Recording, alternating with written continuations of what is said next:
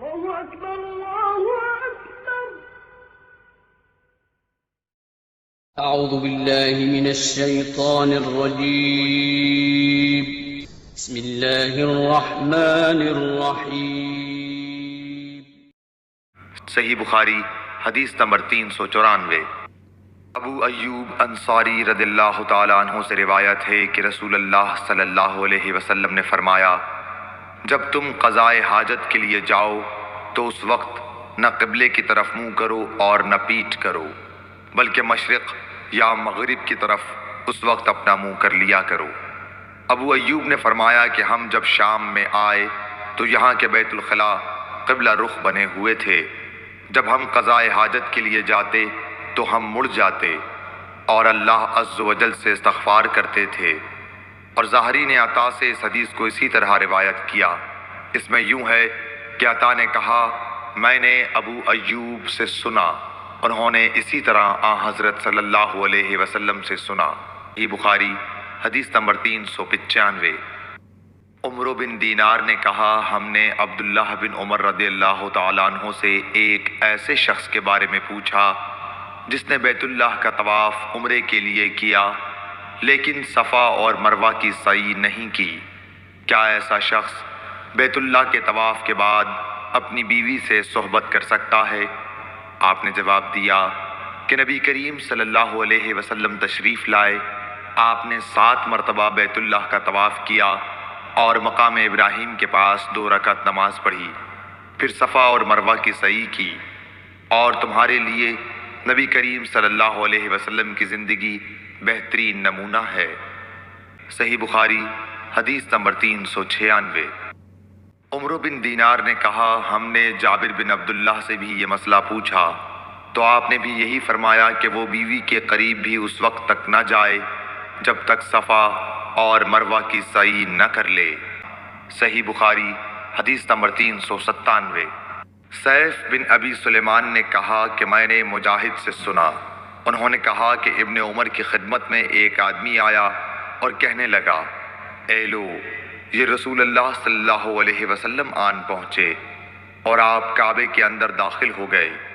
ابن عمر نے کہا کہ میں جب آیا تو نبی کریم صلی اللہ علیہ وسلم کعبے سے نکل چکے تھے۔ میں نے دیکھا کہ بلال دونوں دروازوں کے سامنے کھڑے ہیں۔ میں نے بلال سے پوچھا کہ کیا نبی کریم صلی اللہ علیہ وسلم نے کعبے کے اندر نماز پڑھی ہے؟ انہوں نے کہا کہ ہاں، 2 رکعت ان 2 ستونوں کے درمیان پڑھی تھی جو کعبے میں داخل ہوتے وقت بائیں طرف واقع ہیں۔ پھر جب باہر تشریف لائے تو کعبے کے سامنے 2 رکعت نماز ادا فرمائی۔ صحیح بخاری حدیث نمبر 398۔ عطا بن ابی رباح نے کہا کہ میں نے ابن عباس رضی اللہ تعالیٰ عنہ سے سنا کہ جب نبی کریم صلی اللہ علیہ وسلم کعبے کے اندر تشریف لے گئے تو اس کے چاروں کونوں میں آپ نے دعا کی اور نماز پڑھی۔ پھر جب باہر تشریف لائے تو 2 رکعت نماز کعبے کے سامنے پڑھی اور فرمایا کہ یہی قبلہ ہے۔ صحیح بخاری حدیث نمبر 399۔ حضرت برا بن عازب رضی اللہ تعالیٰ عنہ سے روایت ہے کہ نبی کریم صلی اللہ علیہ وسلم نے 16 یا 17 ماہ تک بیت المقدس کی طرف منہ کر کے نمازیں پڑھیں، اور رسول اللہ صلی اللہ علیہ وسلم دل سے چاہتے تھے کہ کعبے کی طرف منہ کر کے نماز پڑھیں۔ آخر اللہ تعالیٰ نے یہ آیت نازل فرمائی، ہم آپ کا آسمان کی طرف بار بار چہرہ اٹھانا دیکھتے ہیں۔ پھر آپ نے کعبے کی طرف منہ کر لیا، اور احمقوں نے جو یہودی تھے کہنا شروع کیا کہ انہیں اگلے قبلے سے کس چیز نے پھیر دیا۔ آپ فرما دیجئے کہ اللہ ہی کی ملکیت ہے مشرق اور مغرب، اللہ جس کو چاہتا ہے سیدھے راستے کی ہدایت کر دیتا ہے۔ جب قبلہ بدلا تو ایک شخص نے نبی کریم صلی اللہ علیہ وسلم کے ساتھ نماز پڑھی، پھر نماز کے بعد وہ چلا اور انصار کی ایک جماعت پر اس کا گزر ہوا جو عصر کی نماز بیت المقدس کی طرف منہ کر کے پڑھ رہے تھے۔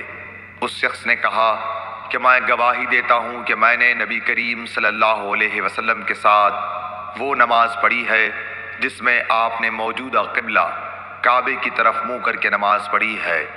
پھر وہ جماعت نماز کی حالت میں ہی مڑ گئی اور کعبے کی طرف منہ کر لیا۔ یہ بخاری حدیث نمبر 400۔